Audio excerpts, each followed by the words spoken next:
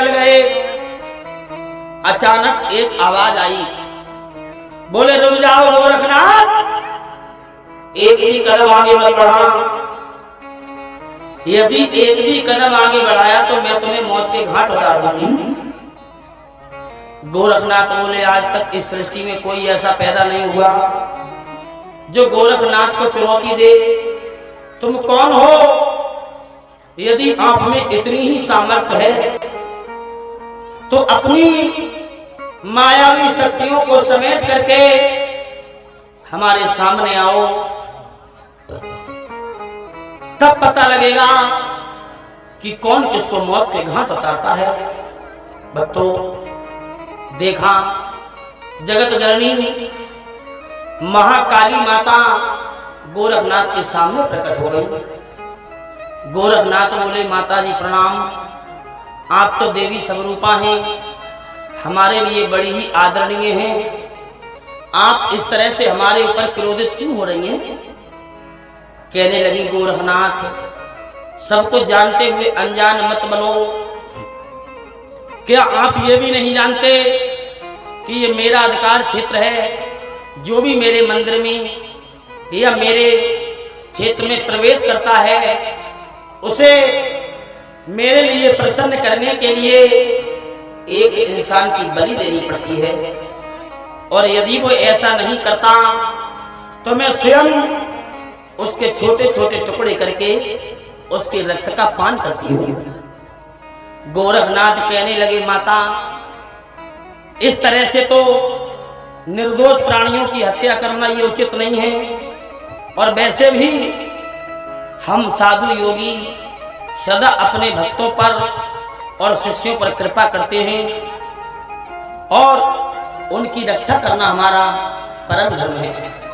मेरे भक्तों, माता काली कहने लगी गोरखनाथ, आप नहीं जानते मेरे क्रोध के लिए जब मैं अपने चंडी रूप में आती हूँ तो बड़े बड़े राक्षस चंड मुंड रक्त बीज महिषासुर,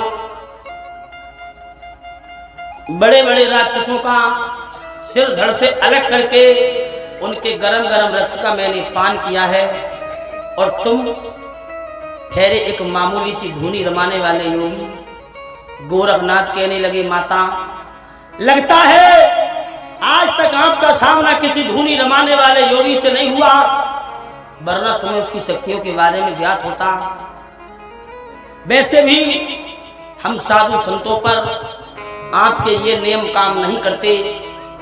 माता काली कहने लगी गोरखनाथ, किस पर क्या नियम लागू होते हैं ये सोचना हमारा काम है? ये उपदेश जाकर के अपने शिष्यों को देना।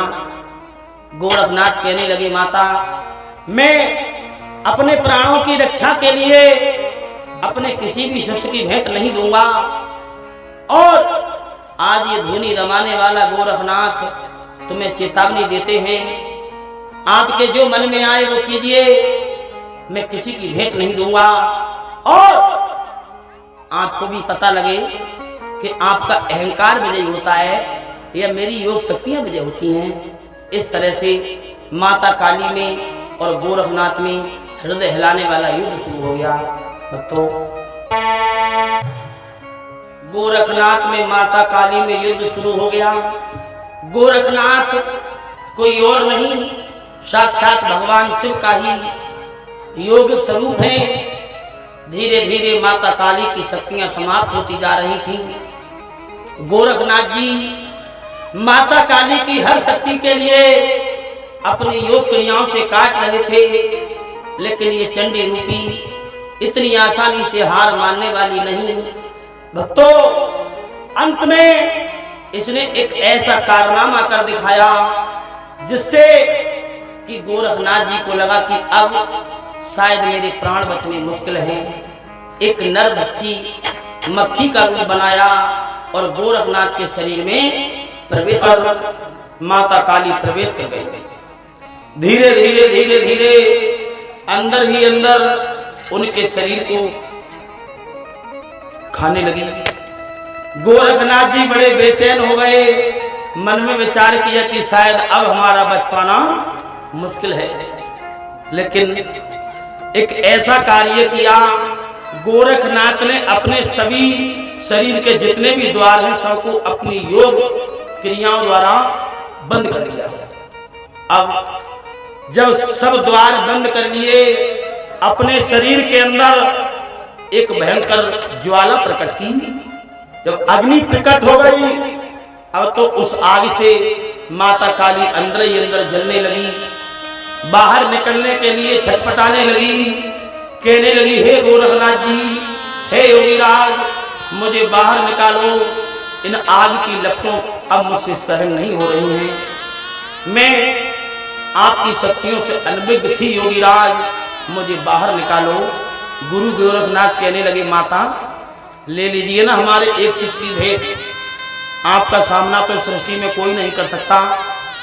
कहने लगी, हे योगीराज, हमें माफ करना, आपके अंदर तो स्वयं भगवान भोलेनाथ शिव जी का तेज है, हम आपसे अपरिचित थे योगीराज, मुझे बाहर निकालो। गोरखनाथ जी बोले, माता इस तरह से मैं तुम्हें बाहर नहीं निकालूंगा, इसके लिए तुम्हें मुझे 3 वचन देने होंगे। 3 वचन यदि आप दे दोगी, मैं तभी आपको बाहर निकालूंगा, अन्यथा मैं बाहर नहीं निकालूंगा। माता काली कहने लगी, हे योगीराज, आप जो भी कहोगे मैं मानने को तैयार हूं, किसी तरह से इस भयंकर अग्नि से मेरी रक्षा करो, मेरी रक्षा करो भक्तों। और कहने लगी, बाबा शिव अवतारी योगीराज, मुझे माफ कर दो, मुझे बाहर निकालो, इस भयंकर अग्नि को शांत करो।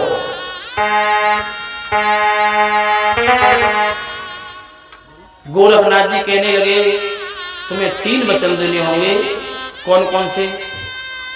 पहला वचन तो ये कि आज के बाद तुम किसी साधु संत महात्माओं का निरादर नहीं करोगे।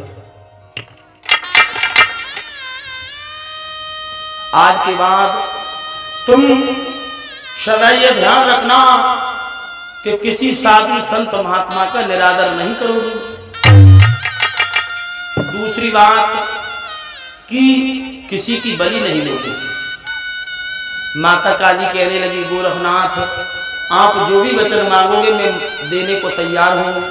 तीसरा वचन कि आपके मंदिर में अपनी श्रद्धा से भक्त जो भी आपको भेंट करेगा, जो भी चढ़ाएगा, वही आपको मंजूर करना होगा। उसका फल ज्यादा चढ़ावा चढ़ाने से नहीं, बल्कि उसके द्वारा की गई सच्ची भक्ति के आधार पर उसे फल देना होगा। माता काली कहने लगी, ठीक है योगीराज, ये 3 वचन मैंने आपको दिए, अब तो मुझे बाहर निकालो।